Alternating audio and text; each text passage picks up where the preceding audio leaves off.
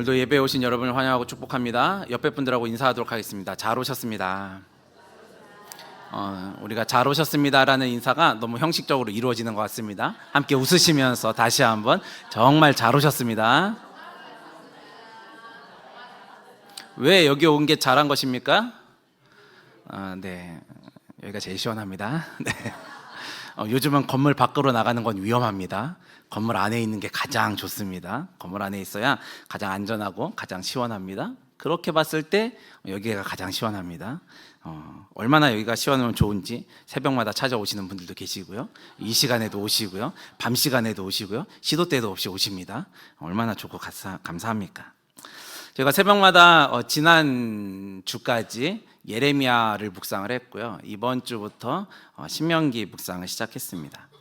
우리 예레미야를 묵상을 하면서 예레미야에서 특별히 핵심적인 내용이 무엇이냐라고 얘기했을 때 핵심 단어 두 가지로 좀 정리해보자라고 하면 심판과 회복입니다.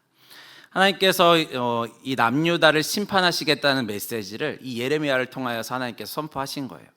근데 이것이 하나님께서 그들을 정말로 멸망하게 하는 것, 이것이 하나님의 진심이냐? 그렇지는 않다라는 거예요. 그럼 하나님이 지금 뻥치고 있냐? 거짓말로 그냥 회유하고 있냐? 그렇지는 않다라는 거예요. 이게 하나님의 진심인 거예요.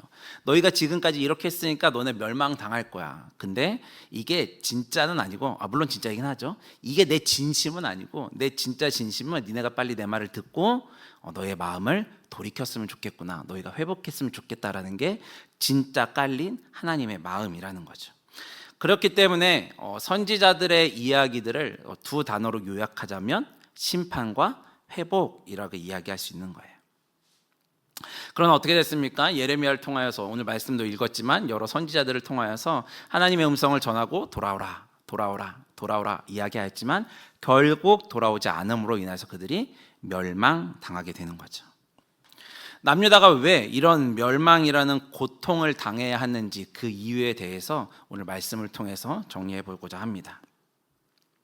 남유다가 멸망이라는 고통을 당한 이유가 무엇입니까? 첫 번째로 이야기하자면 그들이 말씀을 기억하지 않았기 때문이에요. 그들이 멸망당하는 고통을 당한 이유는 첫 번째는 말씀을 기억하지 않았기 때문이라는 거죠. 하나님께서 이스라엘 백성들을 부르시면서 너희를 제사장 나라 거룩한 백성으로 삼으시겠다 시내산에서 말씀하시면서 규례를 주었습니다.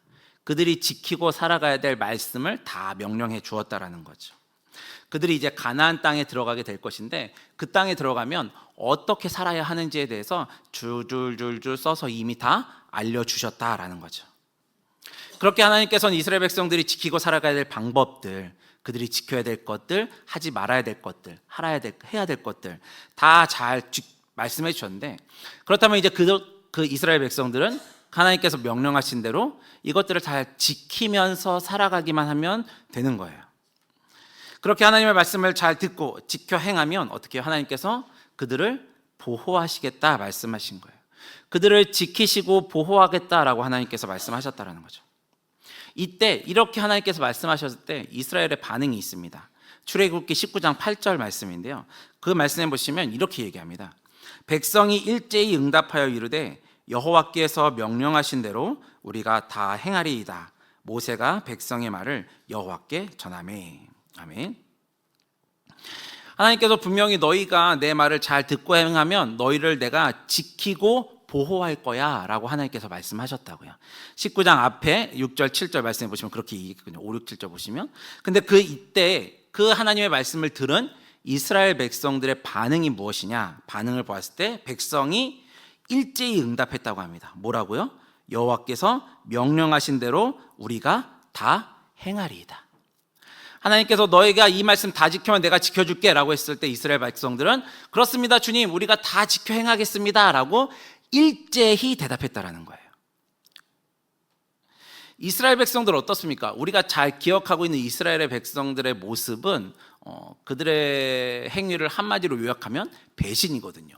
하나님 그렇게 잘 달래고 이야기해 놓으면 어느 틈에 또 그랬냐는 듯이 저 멀리 가 있고, 배신의 연속이 이스라엘이었거든요. 근데 언제 그렇게 하나님의 말씀에 순종했냐는 듯이 일심단결하여서 하나님, 우리가 그 말씀을 다 지키겠습니다 라고 대답하고 있는 거예요. 그렇게 하나님 앞에 약속했죠. 이 말씀들 우리가 다 지킬게요 라고 했단 말이에요. 근데 그걸 잘 지켰나요? 그렇지 못했다라는 거예요.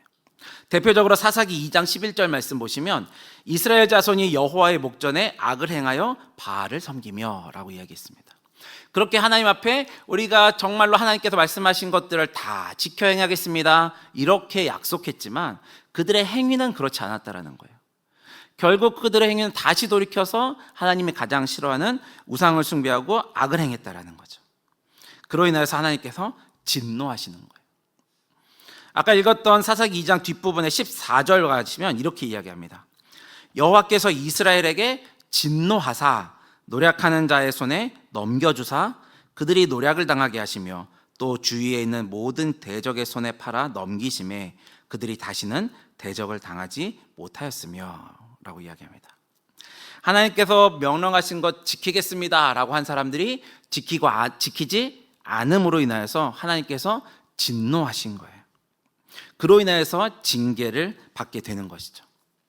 그 첫 번째 징계가 무엇이냐면 레위기 26장 16절에서 이렇게 얘기합니다. 내가 이같이 너희에게 행하리니 곧 내가 너희에게 놀라운 재앙을 내려 폐병과 열병으로 눈이 어둡고 생명이 쇠약하게 할 것이요 너희가 파종한 것은 헛되리니 너희의 대적이 그것을 먹을 것임이며.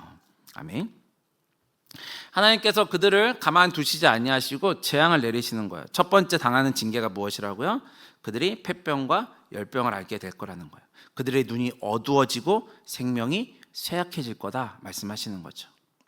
마지막에 뭐라고 했습니까? 파종한 것이 다 헛된다고. 너희가 열심히 일해도 그것에 그렇게 수고하여도 그것에 대한 소득이 있을 것이냐? 그렇지 않게 될 것이다. 하나님 말씀하시는 거예요. 왜 그렇게 된다고요? 그들의 대적들이 그들이 열심히 노력한 것들을 다 빼앗아 가거든요. 가져가는 거예요. 두 번째 그들이 당하는 재앙은 무엇입니까? 그들이 당하는 징계는 레위기 26장 33절입니다. 거기 보시면 내가 너희를 여러 민족 중에 흩을 것이요 내가 칼을 빼어 너희를 따르게 하리니 너희의 땅이 황무하며 너희의 성읍이 황폐하리라. 아멘. 33절 앞부분에 뭐라고 얘기했습니까? 여러 민족 중에 어떻게 한다고요? 흩어버린다고요. 너희가 하나님 말씀에 순종하지 않았기 때문에 너희들을 다 흩어버릴 거다라고 하나님 말씀하시는 거예요. 그 일이 어떻게 일어났습니까? 성경에서는 이야기합니다. 열왕기하 17장 6절 말씀입니다.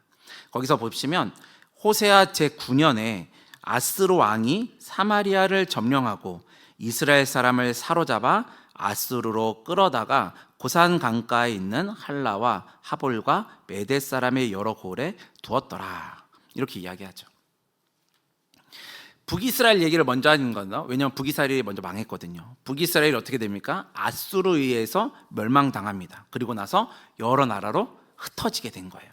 성경에서 이야기했던 것처럼 하나님께서 흩을 것이다 라고 얘기했는데 그 일들이 일어나고 있는 거죠. 아수르라고 하는 나라, 아수르라고 하는 제국이 가지고 있는 정책은 무엇이냐면 이 제국은 민족을 말살시키는 정책을 가지고 있었던 거예요.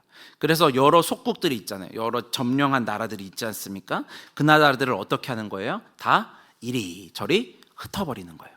그래서 할라로 가고 하볼로 가고 메대 사람들의 고을에 두었다라고 이야기하잖아요. 이들을 데려다가 자신들의 노예 삼는 것이 아니고 이 나라 저 나라 흩어버린 거예요. 그러면 이 북이스라엘에 있던 사람들만 흩어졌냐? 그렇지 않아요. 아까 얘기했던 그 동네에 있던 사람들도 이쪽 북이스라엘로 데려오는 거죠. 민족을 다 흩어버리는 거예요. 그러다 보니까 여러 시간 지나면서 오랜 시간이 지나기 시작하면서 그들이 다 그곳에 정착하겠죠. 흩어진 사람들도 정착할 것이고 흩어짐 당하여서 이쪽에 온 사람들도 정착했을 거예요. 시간이 지나면서 정착하고 결혼도 하게 되고 자녀도 낳게 되고 하는 일들이 안정을 취하고 이런 일들이 벌어졌겠죠. 지금으로 말하면 하나님께서 이스라엘이라고 하는 한 민족이었는데 이들이 지금 멸망당함으로 인해서 흩어지고 이제는 다문화 사회가 되었다라는 거예요. 이제 단일 민족이 되지 않고 다민족 사회로 변화되었다라는 거죠. 그래서 나온 말이 뭐냐면 사마리아인이라는 단어예요. 사마리아인이라는 표현이 이때 나오기 시작합니다. 이때 북이스라엘에 있던 사람들이 여기저기 흩어지면서 혼혈이 되어지고 나중에 이들을 비하하면서 부르는 말이, 유대인들이 비하하면서 부르는 말이 사마리아인이라는 표현이었던 거예요. 왜 그럼 이들이 이렇게 멸망당하고 고통당하는 일들이 이들에게 이루어져야 했냐라는 거죠. 예레미야 6장 19절 말씀을 보시면 이렇게 얘기합니다. 땅이여 들으라. 내가 이 백성에게 재앙을 내리리니 이것이 그들의 생각의 결과라. 그들이 내 말을 듣지 아니하며 내 율법을 거절하였음이니라. 아멘. 말씀에 뭐라고 얘기합니까? 지금 하나님의 말씀에 순종하지 않았다라고 이야기하는 거예요. 예레미야 뭐라고 얘기했습니까? 그들의 생각의 결과다. 지금 나타나고 있는 일들이 그들의 생각의 결과이다라고 얘기하고 있는 거예요. 무슨 얘기입니까? 자기들 마음대로 했다라는 거죠.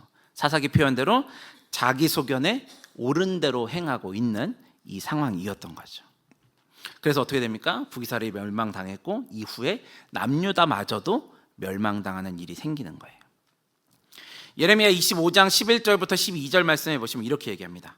이 모든 땅이 폐허가 되어 놀랄 일이 될 것이며 이 민족들은 70년 동안 바벨론의 왕을 섬기리라. 여호와의 말씀이니라.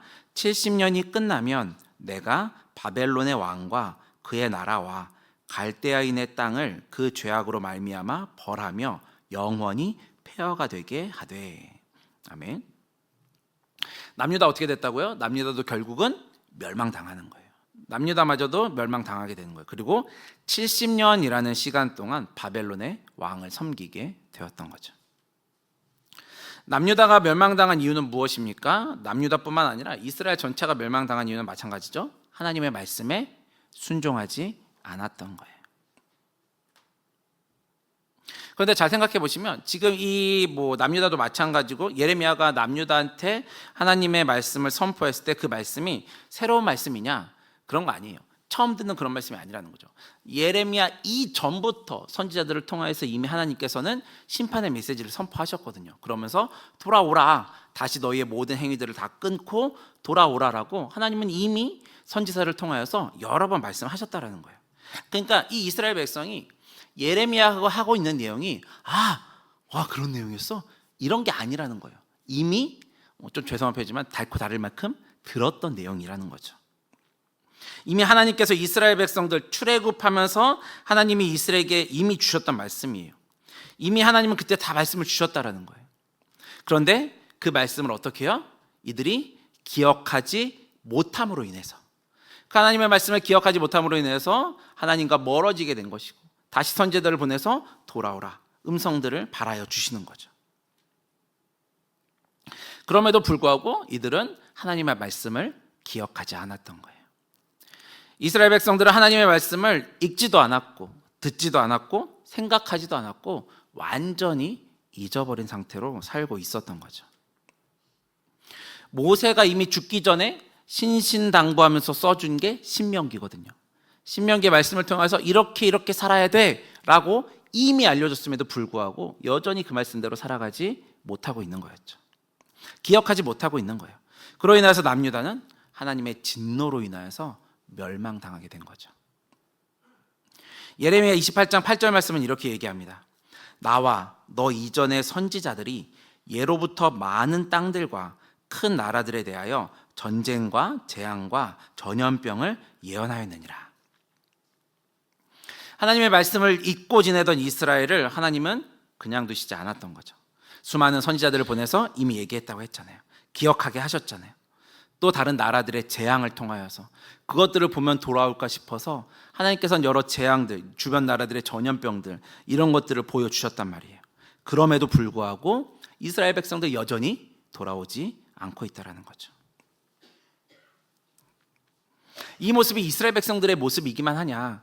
그렇진 않다라는 거예요. 우리들의 모습도 별반 다를 것이 없다라는 거죠. 우리가 하나님의 말씀을 너무나도 많이 듣고 있잖아요. 하나님의 말씀을 얼마나 많이 듣고 있습니까? 또 얼마나 많이 읽고 계세요? 읽기만 합니까? 모임을 통하여서 말씀을 연구하고 나누기도 하고 내 삶 가운데 어떻게 적용할 수 있을까 고민도 합니다. 그러나 우리가 그렇게 하지만 이것이 과연 우리의 삶 가운데 얼마나 적용되고 있냐라는 거죠. 우리는 얼마나 그 말씀을 기억하고 있냐라는 거예요. 이 이스라엘 백성들이 특별히 예레미야를 통하여서 남유다가 멸망당하는 그 이유는 그들이 하나님의 말씀을 기억하지 않았기 때문이에요. 다시 한번 말씀드립니다. 기억하지 못한 것이 아니라 기억하지 않은 거예요. 우리도 하나님의 말씀을 잘 듣고 있습니다. 깨달으려고 노력도 해봤습니다. 그러나 이것이 우리 안에 얼마나 적용되고 있냐라는 거죠. 우리가 그것들을 기억하고 있냐라는 겁니다. 그렇게 기억하지 못했던 이스라엘 백성들을 결국 하나님 앞에 멸망이라는 고통을 당하게 된 거죠. 남유다가 멸망이라는 고통을 당한 이유가 무엇입니까? 두 번째는 70년이라는 시간이 필요했기 때문이에요. 70년. 앞에서 잠깐 말씀드렸지만 북이스라엘은요, 이미 아수르라고 하는 나라에 의해서 민족 말살 정책으로 인해서 혼혈 민족이 되어버렸습니다. 그래서 사마리아인이라고 불리게 되었죠. 그러나 남유다를 점령한 그 다음에 일어났던 바벨론이라고 하는 제국은 아수르랑은 조금 다른 정책을 폈습니다. 그래서 그들은 잡아서 흩어놓은 게 아니라 잡아서 노예로 썼던 거죠. 그들을 잡아서 노예로 부른 거예요. 그러다 보니까 이 나라에서 저 나라에서 제국이다 보니까 많은 나라들을 다 점령해서 식민지 삼았잖아요. 그러니까 온 노예들이 너무 많은 거예요. 그러다 보니까 얘는 누구지? 하고 구별하는 방법 중에 하나가 쟤는 유대에서 왔지? 유대인 이렇게 부른 거예요. 그러니까 유대인이라는 표현이 그렇게 좋은 표현은 아닙니다. 여러 노예들 중에 구별하기 위해서 쓴 표현이 유대인이라는 표현인 거예요. 남유다가 멸망당하고 노예로 끌려온 것, 이들에겐 참 어려움일 겁니다. 뭐 끌려온 사람들이 다 하층 민족만 끌려왔겠습니까? 상층에 있다고 하는 그 당시에 권력을 누리고 있던 사람들도 끌려왔을 거 아니에요. 그 전까지는 여봐라 하면은 뚝 와가지고 물도 떠주고 뭐 이랬겠죠. 그런데 지금은 여봐라 하면 가서 물을 떠줘야 되는 신세가 된 거예요. 편하겠습니까? 하루아침에 그냥 날벼락 맞은 거죠. 신세가 변하게 된 거예요. 얼마나 어렵겠습니까? 얼마나 당하고 있는 고통이 심각하고 어렵다라고 본인들이 생각하겠냐는 거죠. 그럼에도 불구하고 하나님께서 그들을 향해서 뭐라고 얘기하시냐면 예레미야 29장 11절 말씀에 보면 너희를 향한 나의 생각은 재앙이 아니라 평안이라 희망과 미래를 주는 것이다 라고 말씀하시고 있는 거예요. 이 말이 이해가 됐을까요? 지금 상황이 내가 너무나도 힘들어졌는데, 지금 상황은 상상해 본 적도 없는 상황들이 나한테 펼쳐졌는데 하나님의 이 말씀이 정말 그대로 들리겠냐라는 거죠. 지금 너무나도 큰 재앙인데 어렵죠.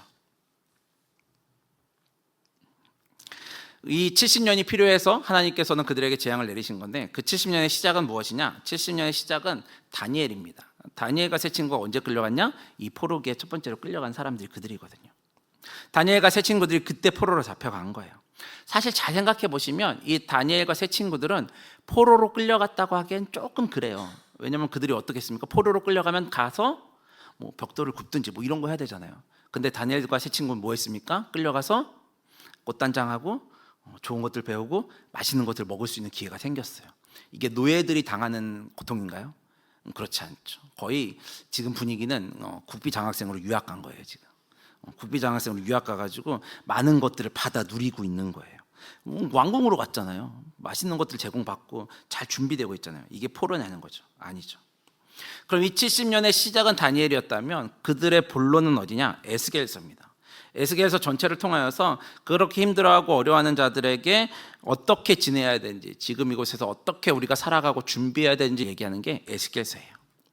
그럼 70년의 마지막은 어디냐? 마지막은 에스라예요. 왜냐하면 에스라가 나중에 포로에서 돌아오게 되거든요. 그러니까 여기가 마지막인 거예요. 그럼 이스라엘 백성들이 제사장 나라 거룩한 백성으로 세워지는 데 있어서 왜 이렇게 70년이라는 시간이 필요했냐라는 거죠. 첫 번째는 징계로서의 70년이 필요한 거예요. 왜요? 이들 앞에서 얘기했던 것처럼 이미 하나님의 말씀을 기억하지 못하고 자신들의 마음에 자기의 소견에 옳은 대로 살아가던 사람들이었거든요. 그러다 보니까 그것에 대한 하나님의 70년의 징계의 시간이 필요했던 거죠. 또 다른 의미에서 70년은 무엇이냐? 그들을 교육하는 시간입니다. 하나님께서 제사장 나라 거룩한 백성 삼으시겠다고 이스라엘 백성들에게 선포하셨는데 그들이 그렇게 제사장 나라 거룩한 백성에 합당한 모습으로 살아가지 못하고 있으니까 그들을 다시 한번 재교육시키시기 위해서 이 70년이라는 재앙을 내려보냈다는 거예요. 이 시간들을 통하여서 에스겔서의 편지를 보면 그렇습니다. 어떻게 우리가 살아야 되는구나, 지금 이 시기를 어떻게 지내야 되는구나, 이러면서 바벨론에서 70년의 시간을 살아온 거죠. 그들도 어떻게 합니까? 그곳에 끌려가서 그곳에 정착하기도 하고 또한 거기에서 가족을 만들기도 하고 잘 일을 하기도 하고 뭐 이렇게 했겠죠. 근데 예레미야가 그들에게 뭐라고 했냐면, 야, 너네 포로로 끌려왔지만 지금 이 포로로 끌려온 바벨론을 위해서 너네 기도해야 된다라고 이 예레미야가 이야기했거든요. 사실 기도가 되겠습니까? 난 이 나라에 포로로 끌려와서 원치 않는 고통을 당하고 있고 고난을 당하고 있고 일을 하고 있고 이 나라를 증오하면 증오했지, 저주하면 저주했지, 축복의 메시지에 기도가 나오겠냐고요. 그러나 예레미야 뭐라고 얘기하는 거예요? 기도하라고 얘기한 거예요. 왜 그렇습니까? 포로로 끌려왔다라는 건 그렇게 좋은 신분이 아니거든요. 그렇게 좋은 위치가 아니에요. 그러다 보니까 이 나라에서 전쟁이 벌어지면 가장 먼저 힘듦을 당하고 어려움을 당할 사람들은 포로들이거든요. 전쟁을 하면 총알바지들이 필요하거든요. 거기에 누가 나가겠습니까? 상부층의 사람이 나갈까요? 아니죠. 가장 힘없는 사람들이 먼저 나가는 거죠. 그러다 보니까 이 나라의 평안을 위해서 기도하는 것이 너희가 살 수 있는 방법이다라고 얘기하는 거예요. 그러면서 그들을 다시 한번 재교육하고 그들이 어떻게 살아가야 되는지, 어떻게 하나님의 말씀에 순종하며 살아가야 되는지를 다시 한번 교육하는 시간이 바로 이 70년이랬던 거예요. 그렇기 때문에 그 시간을 잘 지내고 난 이후에 남유다가 다시 포로에서 돌아오고 제사장 나라 거룩한 백성으로 잘 세워질 수 있게 되어져 가는 거죠. 그 이후에 등장한 사람들이 누굽니까? 우리가 잘 알고 있는 포로에서 귀환했던 스룹바벨, 에스라, 에스더, 느헤미야, 이런 사람들이 돌아올 수 있었던 거예요. 그리고 세 번째 70년에 대한 이 필요는 안식의 70년이 필요했습니다. 왜 안식에 대한 70년이냐? 레위기 26장 34절과 35절 말씀을 보시면, 너희가 원수의 땅에 살 동안에 너희의 본토가 황무할 것이므로 땅이 안식을 누릴 것이라. 그때 땅이 안식을 누리리니 너희가 그 땅에 거주하는 동안 너희가 안식할 때 땅은 쉬지 못하였으나 그 땅이 황무할 동안에는 쉬게 되리라. 아멘. 이스라엘 백성들이 하나님의 명령을 잘 지키지 아니하고 자기들의 마음대로 우상을 숭배하고 자기들 마음대로 살아갔잖아요. 출애굽한 이후에 수많은 시간들이 지나갔다라는 말이죠. 그동안에 자기들 마음대로 하나님의 말씀을 기억하지 않고 살았으니 그들이 안식일을 지켰겠습니까? 하나님을 예배하는 건 잘 지켰겠냐고요. 안식일만 있습니까? 안식년, 희년 뭐 이런 것들이 있거든요. 휴식을 취할 수 있는 하나님의 법을 지키면서 살아가야 될 기간들이 있는데 이걸 잘 지켰겠냐라는 거예요. 지키지 않았겠죠. 하나님의 말씀을 다 기억하지 않았거든요. 그러니 주의를 지킨다는 것, 하나님을 예배한다는 것 이런 거 생각하지 않고 살았던 거예요. 그러다 보니까 땅도 쉬어야 되는데 땅이 못 쉬었다라는 거죠. 하나님은 그 시간들을 통하여서 이 자연 만물까지도 돌보시는 하나님이신데 이것들을 이 이스라엘의 만행으로 인하여서 다 행하지 못했다라는 거예요. 그래서 그들을 그 땅 가운데서 빼고 이 땅도 쉴 수 있도록 하는 것이 안식이라는 거예요. 그리고 마지막으로 이 70년은 이 제국의 수명이 70년이라는 거예요. 하나님께서 세우신 이 바벨론이라고 하는 나라도 정말로 모든 나라들을 다 통치하고 이끌 것 같은 그 당시의 강대국이었지만 그 땅도 70년이 지나면 끝난다라는 거예요. 사람이 보기에는 정말 강대국이고 그들을 이길 수 없을 것 같고 저게 최선인 것 같고 저게 최대인 것 같지만 하나님의 기준에서는 아무것도 아니라는 거죠. 그때면 끝날 수밖에 없다라는 거예요. 말씀을 좀 정리해 보도록 하겠습니다. 우리가 오늘 제목은 고통의 이유라는 것으로 말씀을 전했습니다. 특별히 우리가 지난주까지 예레미야의 새벽 묵상을 마치면서 그럼 남유다는 도대체 어떻게 된 것이냐라는 것들을 정리하는 차원에서 남유다의 멸망이 그들 가운데 고통이 된 이유가 무엇인가에 대해서 이야기를 했습니다. 첫 번째는 무엇이라고요? 말씀을 기억하지 않았기 때문이라고 했습니다. 말씀을 기억하지 않았어요. 우리들의 모습은 어떻다고요? 우리도 말씀을 잘 기억하고 있냐라는 거죠. 기억하려고 하고 있냐라는 거죠. 말씀을 기억하며 살아가고 있냐라는 거예요. 하나님의 말씀을 가까이 하는 것, 정말 갈급한 심령을 가지고 하나님 앞에 살아가는 것, 이것이 하나님 앞에서 그리스도인으로 우리가 살아가야 되는 방법입니다. 말씀을 읽고 묵상하고 어떻게 적용할 것인가, 이 말씀을 통해서 나에게 하시는 말씀이 무엇인가, 그냥 한 귀로 듣고 한 귀로 흘리는 것이 아니라 내 삶 가운데 어떻게 적용하고 살아가야 될 것인가 기억해야 된다는 거예요. 그래야 우리가 흩음당하지 않고 멸망이라는 고통을 당하지 않을 수 있다는 것입니다. 두 번째는 70년이라는 시간이 필요했습니다. 하나님은 그 시간을 통하여서 그들을 회복하시려고 하시는 거죠. 우리에게 고통이 있습니까? 어려움이 있습니까? 그 이유는 무엇입니까? 우리를 멸망시키려 하는 것이 아니라는 거예요. 우리를 죽이려 하는 것이 아니라 우리를 살리시려는, 다시금 하나님 앞에 나와 말씀을 기억하고 우리를 회복해 하시려는 하나님의 마음이 담긴 것이라는 거죠.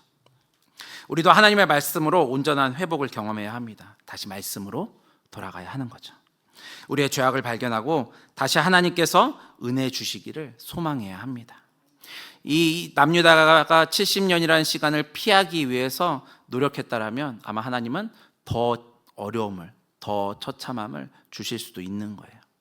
그렇게 피하기 위해서가 아니라 하나님의 말씀에 순종하기 위해서, 우리가 더욱더 하나님 앞에 나아가서 우리의 모든 것들을 이미 다 책임지신다고 말씀하신 주님, 아까 처음에 말씀했잖아요. 그 말씀을 다 지켜 행하면 너희들을 다 보호할 것이다, 지키실 것이다 말씀하셨거든요. 우리를 지키시기를 원하시는 하나님, 우리를 보호하시기를 원하시는 하나님 앞에 우리가 그 말씀을 지켜 행하고 다시 한번 우리를 회복하시는 하나님의 은혜로 살아가는 우리 모두가 될 수 있기를 축복합니다. 우리 함께 같이 찬양하고 기도하도록 하겠습니다. 다시 복음 앞에라는 찬양입니다.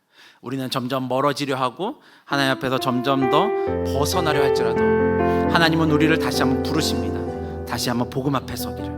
우리 그 마음으로 함께 찬양하겠습니다. 많은 이들 말하고, 많은 이들 말하고, 많은 이들 노래는 하지만 정작 가지 않는 길, 두려운 생각보다 많이 힘들고 험한 길보단 그저 말로만 가려기에 점점 멀어져만 가네. 내게 생명 주었던 그 길 점점 이용하려 하네. 내게 사랑 주었던 그 길 다시 복음 앞에 내 영혼 서네. 주님 만난 그때 나 다시 돌아가 주님께 예배드리며 다시 십자가의 길. 우리 처음부터 다시 한번 고백합니다. 많은 이들 말하고, 많은 이들 말하고, 많은 이들 노래는 하지만 정작 가지 않는 길, 두려운 생각보다 많이 힘들고 험한 길보단 그저 말로만 가려기에 점점 멀어져만 가네. 내게 생명 주었던 그 길 점점 이용하려 하네. 내게 사랑 주었던 그 길 다시 복음 앞에 내 영혼 서네. 주님 만난 그때 나 다시 돌아가 주님께 예배드리며 다시 십자가의 길, 다시 복음 앞에, 다시 복음 앞에 내 영혼 서네.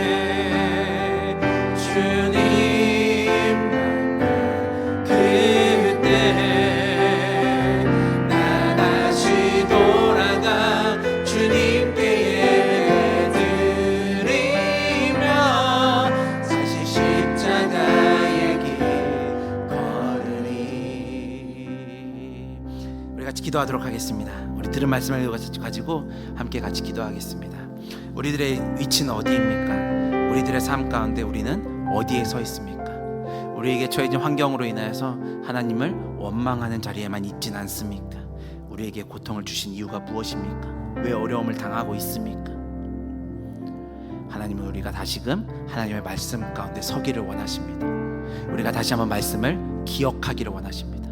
이 여름이 우리 어린 자녀들만 다시 복음 앞에 세워지는 것이 아니라 우리가 다시 한번 복음 앞에 세워짐을 통하여서 하나님의 은혜를 누리고 하나님께서 우리를 지키시고 보호하시는 것이 무엇인지를 경험하는 삶을 살아가는 우리 되게 하여 주시옵소서. 내가 결정한 것들 가지고, 내가 생각한 것들 가지고 살아가는 것이 아니라 주님의 인도하심 가운데, 그 은혜 가운데 거함이 내 안에 만족함이고 기쁨이고 즐거움임을 경험하고 또한 고백할 수 있는 내가 될 수 있도록 주여 인도하여 주시옵소서. 우리 들은 말씀을 기억하시면서 다 같이 주님의 이름을 간절하게 한번 부르기도 합니다.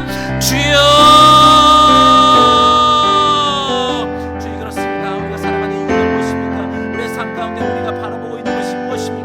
여전히 하나님의 뜻과 은혜 가운데 살아가지 못하고 주님의 이름을 찾지 못하고 내가 계획한 것들, 자기 소견에 옳은 대로 살았다라는 표현이 아버지 우리들 가운데 동일하게 있는 것은 아닙니까? 아버지 우리를 불쌍히 여겨주시옵소서.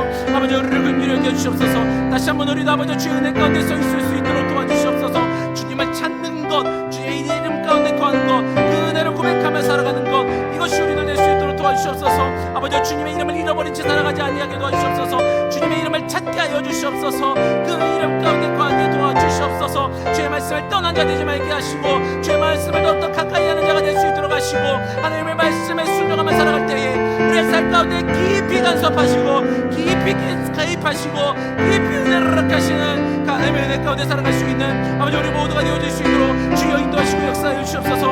우리들의 삶이 주님을 떠난 삶 되는 것이 아니라 주님과 함께하는 삶이 될 수 있도록 하시고 그 이름을 부르는 삶이 되어질 수 있도록 주여 인도하시고 역사하여 주시옵소서. 그리함을 통하여서 정말 주님께서 우리를 만지시고 우리를 살리시고 우리들 가운데 은혜를 베푸시며 놀랍게 일하시는 하나님의 은혜를 아버지 보며 살아가는 우리가 되어질 수 있도록 주님 도와주시옵소서. 아버지 우리 시선이 세상을 향하지 아니하고 하나님께 집중할 수 있도록 도와주시옵소서. 우리 아이들이 하나님의 말씀 가운데 다시 한번 서기를 원하면서 우리가 기도하고 이 여름 사일 가운데 집중하는데 아버지 우리가 그들을